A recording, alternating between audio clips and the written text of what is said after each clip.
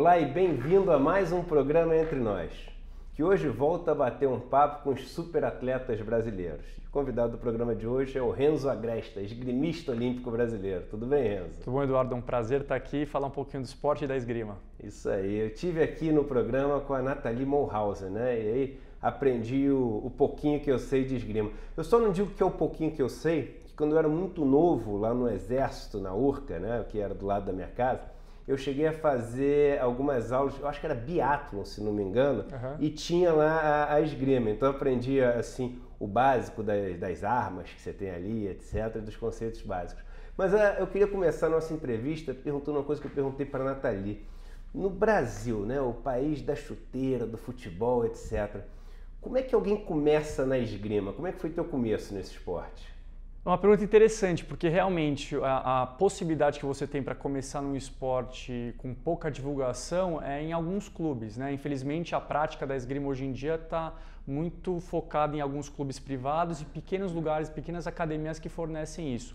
Eu comecei no Clube Atlético Paulistano e lá em 97, né? Já tenho 20 anos de esporte, comecei em 97 e depois com o tempo fui me aprimorando e senti que realmente o esporte, eu conseguia chegar até um certo nível no Brasil. Foi então que em 2005 eu tomei a decisão de morar na Itália, eu transferi, fui para a Itália, eu estava estudando no Brasil também, estava treinando no Brasil, transferi minha faculdade para lá, transferi meu treinamento para lá, aproveitei que eu tenho cidadania italiana, fui morar fora para buscar realmente essa melhora na qualidade do treino e foi muito bacana. Mas voltando ainda na sua infância, da onde que veio a vontade? Foi do filme que você vê na televisão, do Zorro, dos filmes Pirata do Caribe, tinha alguma coisa relacionada a isso? Porque tem essas ondas também, né? Eu lembro que na época de Karate Kid todo mundo começou a fazer karatê. O que te levou a buscar esgrima? Chegar, mãe, olha só, pô, tô a fim de fazer aula de esgrima. Não sei se você começou tão cedo a ponto de ter que pedir para sua mãe ou você mesmo que foi, mas de onde que veio essa vontade? Meu primeiro contato foi na escolinha de esportes do clube, que aliás é uma iniciativa super bacana. Tanto no Paulistano quanto no Pinheiros existem esse tipo de escolinha de esportes que a gente chama, que é colocar a tua criança para ela ficar girando em todos os esportes. Lá tem um primeiro contato, não necessariamente ela vai gostar. É um treininho dos esportes. É um treininho dos esportes. Não necessariamente ela vai gostar de algum esporte, pelo menos ela vai ter aquela ideia, vai saber o que é, eventualmente no futuro vai querer praticar ou não, logo na sequência, gostou de algum determinado esporte, vai querer praticar. Meu primeiro contato com a esgrima foi assim e eu não gostei, né? Eu achei um esporte muito complicado, porque realmente os movimentos não são naturais para o corpo, você tem que ficar numa posição de lado, um pouco torto, no qual você não consegue... o movimento para frente, você tem que pensar, não, a perna para frente, é muito mecânico a parte inicial da esgrima. Então eu não gostei. Passou algum tempo, um amigo meu me convidou para retomar a esgrima, eu fui lá para acompanhar esse meu amigo e continuei. E o engraçado é que depois o amigo parou e eu continuei, né? Olha que legal, cara. Foi o teu padrinho aí. Foi meu padrinho. Nessa história. Quando você começou, tinha alguma grande referência na esgrima nacional? Hoje você e a Nathalie são referências do esporte, mas quando você começou, quem eram as referências nacionais? Tinha algumas figuras importantes na esgrima nacional, acho que na minha arma o Paulo Teixeira, o próprio Regis Trois, tem algumas figuras, né, importantes na esgrima nacional, mas eu acredito que a gente ainda não tem uma grande figura que pode ser, digamos, o novo Guga para a esgrima, né? Eu acredito que as modalidades elas têm essas necessidades de um ídolo, e o ídolo normalmente ele vem depois de um resultado importante. E muitas vezes esse resultado importante numa modalidade pequena ele vem de um fenômeno, porque muitas vezes não tem o investimento necessário porque a modalidade não é importante, enfim, tem todo esse ciclo que precisa do ídolo para quebrar e se tornar famoso. A gente ainda não teve, né? E que às vezes é o outlier, né? Aquele cara que ia completamente contra as estatísticas. Mas aí tem um ponto importante também, você citou o exemplo do Guga. E o Guga, quando surgiu, foi talvez aquela primeira vitória dele, Roland Garros, talvez seja uma das vitórias mais improváveis do esporte brasileiro. E depois o Guga ali se consolida, né, no tênis, ganha mais 2 vezes Roland Garros, fica um tempão como primeiro do mundo, ganha o Masters, etc. E a gente começa a esperar que depois dele ia vir uma enxurrada de Gugas. E o tênis nunca mais teve um outro Guga. Teve nas duplas agora um resultado super expressivo, mas a gente achou que ia vir uma onda de tenistas. E aí a gente entende que só um fenômeno não faz tanta diferença, né? Você precisa de que realmente exista uma condição de estrutura, de apoio, etc., para aquele tipo de esporte. Na esgrima, que é um esporte que recentemente ganhou um pouco mais de popularidade no Brasil, até por causa das Olimpíadas, Você sente que essa estrutura que existe, ela tem melhorado muito ou ainda tem muita coisa para caminhar? Tem muita coisa para caminhar. O investimento que foi feito na esgrima foi muito pontual para o alto rendimento, não só na esgrima, como em todas as modalidades. Então, esse investimento, no momento que acabou as Olimpíadas, esse investimento terminou, tinha data e hora para terminar. Agora a gente está vendo a verdadeira realidade do Brasil. Então, um Brasil no qual os investimentos estão diminuindo. Infelizmente, a gente recebeu algumas notícias que existe a possibilidade do governo cortar 87% da venda da verba do Bolsa Atleta, né? E eu gosto de enfatizar isso e agradeço essa abertura, porque muitos atletas eles têm um pouco de receio em falar isso, e eu entendo, porque está muito ligado ao recebimento de verba deles. Eles não podem falar, digamos, mal ou reclamar de alguém que vai eventualmente pagar. Mas esse tipo de atitude, ou de possível atitude de corta de verba de um dos principais programas de patrocínio mundial, vai afetar ainda mais o esporte brasileiro e principalmente o esporte olímpico, que já está em declínio depois das Olimpíadas. Então eu vejo que agora, depois das Olimpíadas, o esporte está piorando e a tendência é cada vez mais piorar devido a essa nossa crise. Então eu acho que a gente precisa tomar algumas precauções, algumas medidas para a gente só não ficar vivendo de outlier, porque o outlier não conta a verdade do esporte nacional. Então a gente precisa de algumas medidas pontuais, algumas medidas que possam até, não simplesmente pontuais, mas que possam estruturar uma figura de Estado voltada para o esporte, alguma política de Estado voltada para o esporte, mais do que simplesmente, temos as Olimpíadas, vamos colocar o dinheiro aqui, acabou as Olimpíadas, a gente não investe mais. Engraçado como o esporte, a cultura, são coisas que as pessoas veem às vezes como supérfluo para uma sociedade. Eu acho isso um absurdo total, né? Então às vezes fala, não, mas o nosso problema agora está numa crise enorme, o momento agora é de focar no lado econômico e cortar o que não é importante. E eu estava dando uma palestra semana passada e eu estava falando o seguinte, um país que tem só o lado financeiro forte, mas não tem cultura nenhuma, vai continuar produzindo todos esses saqueadores dos cofres públicos, vai continuar produzindo uma diferença muito grande entre classes, vai continuar produzindo pessoas que são obesas, que não sabem se tratar, que não têm saúde, etc. Então o esporte ele sofre muito desse preconceito, eu posso até chamar, em termos da importância que ele tem para a sociedade, né? Você não sente isso também? Concordo.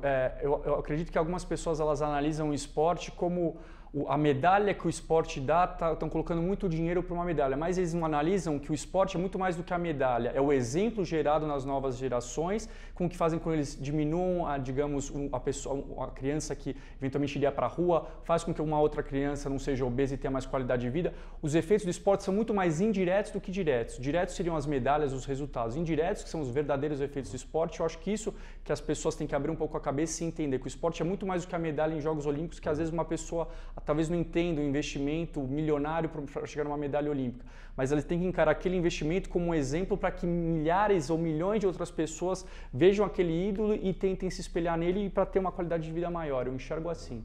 A esgrima é um esporte que passa uma impressão de ser muito elitizado, assim. Existe algum projeto no Brasil para levar a esgrima para comunidades carentes ou para as pessoas que não têm todo esse poder aquisitivo? Muito boa a sua pergunta, porque sim, existe, tem um projeto chamado Mosqueteiros de Paraisópolis. Olha que legal. Que é na comunidade de Paraisópolis, aqui em São Paulo, e a gente está pouco a pouco colocando esse projeto em ação, já tem alguns anos, e tem mais pessoas que estão participando desse projeto, algumas crianças já estão participando de competições, já começaram as medalhas, parecido com alguns projetos que tem hoje em dia já no judô, né, do projeto do Flávio Canto, que gerou até medalhas olímpicas. Então, sem dúvida, esse tipo de projeto no Brasil tem tudo para dar certo. E espero que mais projetos como esse possam ser feitos, só que depende também um pouco da iniciativa privada, as leis de incentivo, enfim, tudo isso. Mas já existe na esgrima projetos assim. E vem cá, você, com essa cara de menino que você tem, já participou de um monte de Olimpíada e anunciou há pouco tempo a aposentadoria das Olimpíadas. Que história é essa? Exatamente. Eu comecei cedo, né? Então comecei em 97 com 12 anos, participei de 4 Jogos Olímpicos. 4 você participou? 4. Bastante. Acho que eu tenho até curiosidade em saber a quantidade de atletas. Eu tentei procurar alguma vez, mas ainda não encontrei esse dado de quantos atletas já participaram de 4 edições de Jogos Olímpicos, né? Eu sei que alguns participaram até mais, mas pelo menos 4 não sei, eu estou curioso. Mas, então eu parei ano passado, depois das Olimpíadas do Rio de Janeiro, com 31 anos. Um dos motivos foi também porque a estrutura no Brasil impossibilitava que eu treinasse aqui em alto nível, eu tinha que morar fora, então eu acabei também ao longo do tempo, acabou pesando um pouco, e também eu senti que era um ciclo que finalizou na minha vida e finalizou bem. Eu acho que eu estou satisfeito com os resultados que eu consegui e agora eu já tenho novos projetos também visando o esporte e já estou ajudando alguns atletas que eu acredito que estou tentando trazer um pouco dessa minha visão do esporte, da minha visão acadêmica, também sou formado e pós-graduado em administração, então estou conseguindo ajudar um pouquinho os atletas sabendo dessas duas partes. E quais são esses projetos, se você pode dizer? Claro, Projetos que você tô até com a camiseta, chama 101, é um projeto no qual a intenção é analisar o atleta a 360 graus, porque muitas vezes o atleta tem aquela equipe multidisciplinar, físio, nutricionista, médico, etc. Só que eu estou propondo fazer isso uma amplitude um pouco maior. Então, o atleta às vezes ele recebe o dinheiro dele, o salário dele, etc. Ele não sabe como investir. Então é necessário uma assessoria financeira, né? Você sabe muito melhor que eu que a maioria dos brasileiros colocam dinheiro em poupança, né? Hoje em dia. Então, ao saber lidar de uma maneira melhor com o seu próprio dinheiro, eu enxergo como quase um outro patrocínio. Então a gente tem essa parte de assessoria financeira. Parte de assessoria de imprensa, né? O atleta ele quer maximizar o valor de imagem dele ao longo da carreira, então tem a parte de assessoria de imprensa. Eventualmente isso pode gerar um patrocínio, então tudo isso é linkado. Tem a parte de assessoria jurídica. Normalmente os atletas, quais são as principais demandas? O contrato de direito de imagem e o contrato de patrocínio, então a gente também auxilia nisso.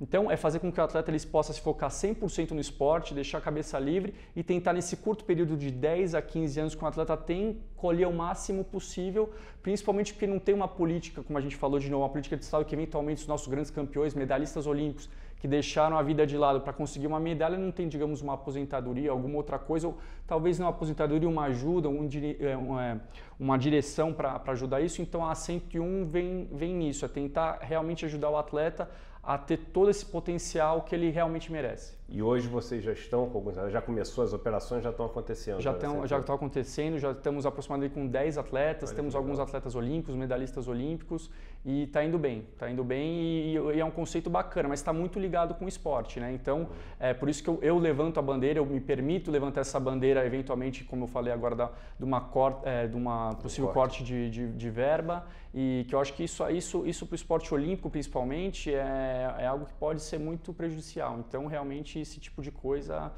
e sendo um pouco franco, né? Você vai ver dentro do orçamento o Ministério do Esporte recebe muito pouco, né? Vamos pensar na reforma da Previdência, vamos pensar em algumas outras coisas que têm um impacto muito maior no orçamento do que no esporte, né? É verdade. E como é que foi disputar uma Olimpíada no Rio de Janeiro, aqui no seu país? Tava a família toda lá torcendo? Como é que foi? Foi fantástico. Eu acho que de 4 em 4 anos a gente tem essa magia dos Jogos Olímpicos. Para mim é sempre um momento bacana, independentemente se eu participei já de 4. Foi bacana porque, além do mais, a minha família geralmente procura me acompanhar nos jogos, mas dessa vez, além da família, foram os amigos e foi incrível, né? Infelizmente, eu não tive o resultado que eu queria, mas... Como é que foram as disputas? Eu acabei perdendo na primeira fase para um atleta da Geórgia, né? E acabei não jogando bem, e enfim... Qual foi a sua melhor Olimpíada? Foi 2012, que eu era cabeça de chave, passei a primeira fase e acabei perdendo na segunda fase para um alemão. Que legal. Mas, infelizmente, nunca consegui essa medalha olímpica, mas eu tô... Acho que ninguém ainda na esgrima conseguiu, né? Ainda não. Espero que a Nathalie eventualmente possa conseguir. A Nathalie, por exemplo, é uma das atletas que trabalha com a 101 e eu espero que ela possa conseguir. Ela tem um ótimo ranking, ela tem uma experiência fantástica e tem lutado bastante para chegar em Tóquio muito bem. Beleza, cara. Muito obrigado aí pela presença no programa. Sucesso aí com a 101. Acho super importante essa visão 360 graus, como você falou, do atleta, e acho que isso pode contribuir para formar grandes campeões aí no Brasil. E parabéns por essa carreira brilhante que você encerrou esse ano, mas que vai seguir durante muito tempo aí, inspirando muitos jovens e esportistas aí no país. Obrigado, gostaria de agradecer a presença e é um prazer realmente falar com você. Valeu.